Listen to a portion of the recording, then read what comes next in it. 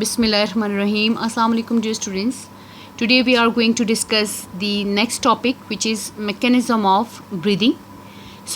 Previous lecture जिन्होंने नहीं देखा वो काइंडली उन वीडियोस को देखें ताकि आपको थोड़ा डिटेल पता चल जाए कि ब्रीदिंग रिस्पायरेटरी सिस्टम को हमने एक्सप्लेन किया है, गैसेस एक्सचेंज को एक्सप्लेन किया थोड़ा सा. सो now moving toward the mechanism of breathing. So what is breathing? It is the simply inhalation or exhalation of air. Mean आप जब एयर को इनटेक करते हो और एक्सहेल करते हो एयर को, ठीक है, तो उसको हम कहते हैं ब्रीदिंग. सो ब्रीदिंग में हमारे पास जो है आपके पास एक सिस्टम है जिसको हमने पहले डिस्कस कर दिया है, रिस्पायरेटरी सिस्टम. उसके ऑर्गन्स जो हैं वो रोल प्ले करते हैं, ठीक है. सो पहले आपको ये मालूम होना चाहिए कि एयर में कंपोजिशन क्या है. हमारे पास एयर की कंपोजिशन में क्या क्या, कितने परसेंट आपके पास ऑक्सीजन है, कितने परसेंट कार्बन डाइऑक्साइड है, कितने परसेंट नाइट्रोजन है, right. So look at this thing. हमारे पास क्या है, इंस्पायर. आप जब एयर को इनहेल करते हो, एज अ होल एयर को इनहेल करते हो, तो एयर में हमारे पास 21% ऑक्सीजन होता है, 0.04% कार्बन डाइऑक्साइड है, नाइट्रोजन 79% है, 78 to 79%. वाटर वेपर्स जो हैं वो वेरी कर रहे हैं, डस्ट पार्टिकल्स भी वेरिएबल है एंड टेम्परेचर भी वेरिएबल है, right. So this is the composition of your air which is going to be inhaled later on, right. अब ये जो एयर आपने इनहेल अब करनी है, ठीक है, उसमें ये कंपोजिशन है. अब ये एयर में हमारे पास बेसिक रिक्वायरमेंट क्या है, oxygen and carbon dioxide. So oxygen आपकी बॉडी के लिए रिक्वायर्ड है for the process of respiration. आपने इसको यूज़ किया, लेकिन जब हम एक्सहेल करते हैं एयर को तो उसमें आपके पास 16% ऑक्सीजन होता है. और आपने इनहेल तो कार्बन डाइऑक्साइड 0.04 किया है. अब ये तो नहीं है कि आप एयर में से अलग अलग करो कि ऑक्सीजन रिक्वायर्ड है तो सिर्फ वही आप इंटेक करेंगे. नहीं, पूरी एयर इंटर हो रही है तो उसमें ऑब्वियसली कार्बन डाइऑक्साइड भी इंटर हो रहा है. अब जब ये एक्सपायर होगा, ठीक है, एक्सपायर्ड एयर आप देखें कि आप जब एक्सहेल करते हैं तो उसमें 4% आपके पास कार्बन डाइऑक्साइड निकलता है, क्योंकि कुछ कार्बन डाइऑक्साइड हमारे पास रिस्पायरेशन में भी बन रही है, ठीक है.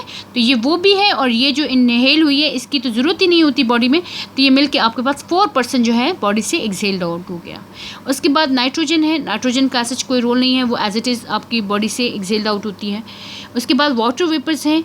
आप ये जो एक्सहेल करते हो उसमें सेचुरेटेड हमारे पास वाटर वेपर्स होते हैं, यानी ज़्यादा होते हैं, ठीक है. Dust particles almost none. ज़ाहिर है क्योंकि सिस्टम आपका ऐसा है जिसमें नेज़ल कैविटी को हमने डिस्कस किया, उसमें म्यूकस लाइनिंग है, हेयर है, सिलियर स्ट्रक्चर्स हैं जो कि डस्ट पार्टिकल्स को ट्रैप करते हैं. तो जब आप एक्सहेल करते हो एयर को उसमें डस्ट पार्टिकल्स ऑलमोस्ट नन होते हैं, ठीक है. टेम्परेचर जो है हमारे पास वो almost equal to the your body temperature, right, which is 37 degree centigrade, और in Fahrenheit it is 98.4 Fahrenheit, right. So now move toward the basic topic. We have 2 phases of in breathing, right. अब breathing involuntary action है, आप थोड़ी देर तक ही control कर सकते हो लेकिन ज़्यादा इसको कंट्रोल नहीं कर सकते, ठीक है. सो नॉर्मल ब्रीदिंग रेट आपके पास पर मिनट क्या है, 16 to 20 टाइम्स पर मिनट. 1 मिनट में आप एक इनहेल एक एक्सहेल, ये आपके पास एक ब्रीथ काउंट होता है, राइट. तो 16 to 20 टाइम्स आपका ब्रीदिंग है पर मिनट, ब्रीदिंग रेट. और ब्रीदिंग जो सेंटर है वो आपके ब्रेन में है जिसको हम कहते हैं मेड्यूला ऑब्लोंगेटा, ठीक है. सो मेड्यूला ऑब्लोंगेटा जो है वो आपकी ब्रीदिंग रेट को कंट्रोल करता है, आपकी ब्रीदिंग को कंट्रोल करता है, ठीक है. सो ये जो मेड्यूला ऑब्लोंगेटा है ये कार्बन डाइऑक्साइड सेंसिटिव है. मीन अगर आपकी बॉडी के अंदर कार्बन डाइऑक्साइड का लेवल ज़्यादा हो गया है तो मेड्यूला ऑब्लोंगेटा जो है वो एक्टिवेट हो जाता है एंड वो नर्व्स के ज़रिए मैसेज देगा आपके रिब्स, आपके रिस्पायरेटरी सिस्टम को, ताकि आप जल्दी जल्दी ऑक्सीजन को प्रोड्यूस करें, क्योंकि कार्बन डाइऑक्साइड का लेवल ज़्यादा हो गया है which is harmful for your body. तो उसमें हम फिर ब्रीदिंग जो है हमारे पास फास्ट हो जाती है. So we have divided the breathing in 2 major phases. तो एक होता है इंस्पायरेशन या इनहेलेशन भी कहते हैं, अनदर वन इज़ एक्सपायरेशन जिसको एक्सहेलेशन भी कहते हैं. तो इंस्पायरेशन, इन करना, एयर को इन करना, taken in of air is called inspiration. आप टेकन इन ऑफ ऑक्सीजन भी कह सकते हैं, क्योंकि बेसिक हमारे पास ऑक्सीजन रिक्वायरमेंट है तो हम उसको भी कह सकते हैं, ठीक है. अब एक्सपायरेशन क्या है, टेकन आउट ऑफ या टेकन आउट ऑफ एयर या carbon dioxide is called exhalation या एक्सपायरेशन. ठीक है. Now what is basic what is the mechanism behind this inspiration. आपके पास इंस्पायरेशन में कौन सा मैकेनिज्म यूज़ हो रहा है. Which organs play important role in the inspiration. ठीक है. कैसे हमारे पास इंस्पायरेशन के दौरान ऑक्सीजन इन होता है, कौन से ऑर्गन्स रोल प्ले करते हैं. Now let's move toward this topic. During inspiration आपके पास जो सिंपल आपने जहन में रखना है कि हमारे पास डिफरेंट जो ऑर्गन्स हैं वो रोल प्ले करते हैं, जिसमें रिब्स हैं, रिब मसल्स हैं, डायफ्राम है, आपका चेस्ट कैविटी है, लंग्स का वॉल्यूम है, end of course the air pressure. Right. अब इंस्पायरेशन में हमारे पास क्या होता है कि air moves in when the air pressure in the lungs is lower than the external pressure.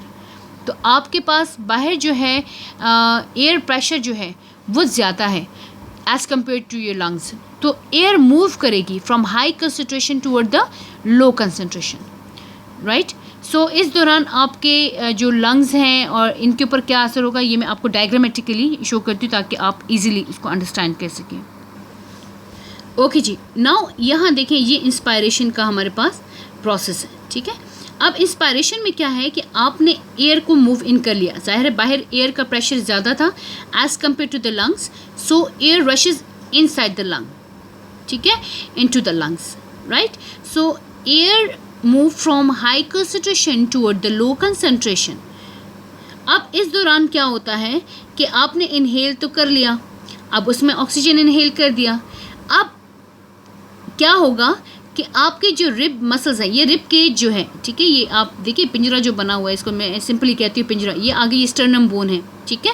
इसके साथ ये रिब्स अटैच है और बैक साइड से ये वर्टिब्रल कॉलम के साथ अटैच है. अंडरस्टैंड. तो रिब केज जो है, ये रिब मसल्स जो हैं, ये जो इनके दरमियान में इंटरकॉसल मसल, ये इनको हम कहते हैं इंटरकॉसल मसल्स. तो ये कॉन्ट्रैक्ट हो जाते हैं. ये इंटरकॉसल मसल्स कॉन्ट्रैक्ट होंगे तो आपके पास रिब्स जो है वो रेज्ड हो जाएगा, यानी ऊपर की साइड पे हो जाएगा. ठीक है. अब क्या होगा क्या कि इसी दौरान आपके पास ये जो डायफ्राम है ये कॉन्ट्रैक्ट होता है. ठीक है. तो रिब मसल्स आपके पास वो कॉन्ट्रैक्ट होंगे. ठीक है. रिब केज जो है वो एक्सपैंड होगा. ठीक है. यानी सीना चौड़ा हो जाएगा. ठीक है. एंड ये जो डायफ्राम है ये भी आपका ये क्या होगा, ये भी कॉन्ट्रैक्ट होगा. अब जब ये कॉन्ट्रैक्ट होगा तो ये कौन सी शक्ल का हो जाएगा, इसको हम कहते हैं ये आपके पास लोअर्ड हो जाता है. मीन ये फ्लैट हो जाएगा. ठीक है. वैसे नॉर्मल जो आपके पास जो डायफ्राम है उसकी शेप इस तरह होती है, डोम शेप. इसको हम कहते हैं डोम शेप. ठीक है. ये रेड लाइन आपको अगर शो रही है, डोम शेप हो गया. लेकिन जब आप इंस्पिरेशन करते हो तो इंस्पायरेशन में आपके पास ये डोम शेप से आपके पास ऑलमोस्ट नियर टू फ्लैट हो जाता है. अंडरस्टैंड. अब due to this movement the volume of chest cavity, ये आपने देखा होगा जब ज़ाहिर रिब केज जो है एक्सपेंड होगा तो वॉल्यूम क्या होगा, volume of the chest cavity increase हो जाएगा. लंग्स का वॉल्यूम भी इंक्रीज हो जाएगा. ठीक है. अब जब लंग्स का वॉल्यूम इंक्रीज हो गया तो ज़्यादा से ज़्यादा जो है एयर है वो इंटर होना शुरू हो जाएगी और with the passage of time pressure on lungs जो है वो डिक्रीज होना शुरू हो जाएगा. ठीक है. अब आपके जो लंग्स हैं ये एयर से भर चुके हैं. सो एज अ रिज़ल्ट क्या है कि हमने कहा कि एयर जो है इंटर हो चुकी है. ठीक है. अब एयर और लंग्स के दरमियान में जो प्रेशर है वो इक्वलाइज हो जाएगा, वो इक्वल हो जाएगा. अंडरस्टैंड. अब क्या होता है कि वो एल्वेलाई में एयर जाएगा, वहाँ एक्सचेंज होगा. ठीक है. एंड जब ब्लड को जाएगा वो ऑक्सीजन तो वहाँ पे वेस्ट मटेरियल क्या बन रहा है, कार्बन डाइऑक्साइड बन रहा है by the process of respiration. तो वो कार्बन डाइऑक्साइड उसी रूट को फॉलो करके ब्लड कैपिलरी से होके आपके एल्वेलाई तक आएगा. ठीक है. एंड अब एल्वेलाई में क्या है, आपके पास क्या है, कार्बन डाइऑक्साइड का लेवल ज़्यादा हो गया. मीन आपकी जो सेल्स हैं ये कैपिलरीज जो हैं, कैपिलरीज में ऑक्सीजन की निस्बत कार्बन डाइऑक्साइड का जब लेवल ज़्यादा हो गया और ऑक्सीजन कम हो गई, अब आपका जो मेड्यूला ऑब्लोंगेटा है वो सेंसिटिव हो गया, यानी कि ब्लड में कार्बन डाइऑक्साइड का लेवल ज़्यादा हो गया. अब मेड्यूला ऑब्लोंगेटा क्या करता है कि वो मैसेज देता है आपके इन्हीं मसल्स को, रिब्स के मसल्स को यानी इंटरकॉस्टल मसल्स को, डायफ्राम के मसल्स को, कि ब्लड में कार्बन डाइऑक्साइड का लेवल ज़्यादा हो चुका है, अब आप एक्सपायरेशन स्टार्ट करें. ठीक है, अब आप रिलैक्सेशन करें, ठीक है। तो अब वो जो मैसेज नर्व इम्पल्स के ज़रिए इन तक पहुंचता है, आपके रिब मसल्स तक पहुंचता है, आपके डायफ्राम तक मैसेज आता है। तो डायफ्राम क्या करते हैं, ये अब अपना प्रोसेस स्टार्ट करेंगे। तो अब ये क्या करेंगे कि अब प्रेशर जो है, अब जब ड्यूरिंग एक्सपायरेशन में क्या होगा कि एयर मूव्स आउट होंगे, ठीक है। जब प्रेशर इन द लंग्स जो है वो ग्रेटर हो जाता है as compare to your atmospheric pressure. अब लंग्स के ऊपर प्रेशर बढ़ गया, ठीक है। अब क्या होगा कि रिब मसल्स जो हैं वो रिलैक्स होंगे, ये रिब मसल्स जो हैं ये रिलैक्स होंगे, ठीक है। जब रिब मसल्स रिलैक्स होंगे, ठीक है, तो इसको मैं नेक्स्ट डायग्राम में आपको शो कर लेती हूँ। लेट यहाँ ये देख लीजिए। अब जब रिब मसल्स जो हैं वो क्या होंगे, आपके पास रिलैक्स होंगे, ठीक है। अब ये जो रिब केज है ये आपके पास कॉन्ट्रैक्ट होना शुरू हो जाएगा। मीन पहले ये देखें ये एक्सपेंड हो गया था, अब ये कॉन्ट्रैक्ट हो गया, ठीक है। ये गोल्स डाउन हो जाएगी, ये गो डाउन हो जाएगा, लोअर्ड हो जाएगा, रिलैक्स हो जाएगा, ठीक है। या हम इसे कहते हैं ये कॉन्ट्रैक्ट हो जाएगा, वो एक्सपेंड हुआ था, ये कॉन्ट्रैक्ट हो गया, ठीक है।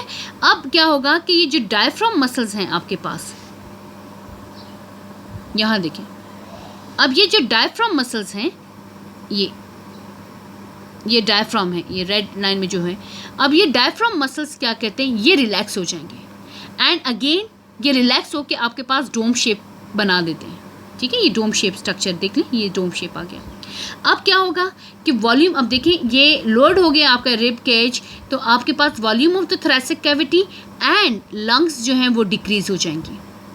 सो स्पेस इन द लंग्स, हम कह सकते हैं ये चेस्ट कैविटी क्या होगा, वो डिक्रीज होना शुरू हो जाएगा। As a result the pressure on the lungs increase. अब जब ये डिक्रीज होगा तो ये प्रेशर लंग्स के ऊपर इंक्रीज होगा कि आपके अंदर जो कार्बन डाइऑक्साइड है उसको बाहर निकालें, ठीक है। सो द लंग्स कॉन्ट्रैक्ट हो जाएंगी, एज अ रिजल्ट लंग्स आपके पास कॉन्ट्रैक्ट होंगी and the air is expelled out, आप एयर को एक्सपेल्ड आउट कर देते हैं, ठीक है। So this is how inspiration and expiration take place, inhalation and exhalation take place. Now इसको कंपैरिजन में अगर हम देख लें, look at the diagram please. Now air move in हो रही है तो आपके पास रिब केज जो है वो एक्सपेंड हो रहा है, यहाँ पे क्या है वो कॉन्ट्रैक्ट होता है, ठीक है। यहाँ पे लंग्स जो है वो एक्सपेंड हो रही है, वहाँ पे लंग्स क्या है कॉन्ट्रैक्ट हो रही है। यहाँ पे डायफ्राम की जो शेप है वो फ्लैट है, यानी इसके मसल्स कॉन्ट्रैक्ट हो जाएंगे तो ये फ्लैट हो जाता है, ठीक है, नियर टू फ्लैट है। जबकि एक्सपायरेशन में आप देखो कि यहाँ पे जो डायफ्राम मसल्स हैं वो रिलैक्स हो जाते हैं एंड अगेन वो अपने नॉर्मल शेप जो है जिसको हम कहते हैं डोम शेप, वो अटेन कर लेगा। Understand? So this is how expiration and expiration, or we can say that air move in and out of the lungs. So this is very much important question. Sometime हमारे पास ये differentiate में आता है, so इसके through आपको differentiate clear हो गया होगा. So if you like the video, kindly must subscribe and share with your friends. Thank you.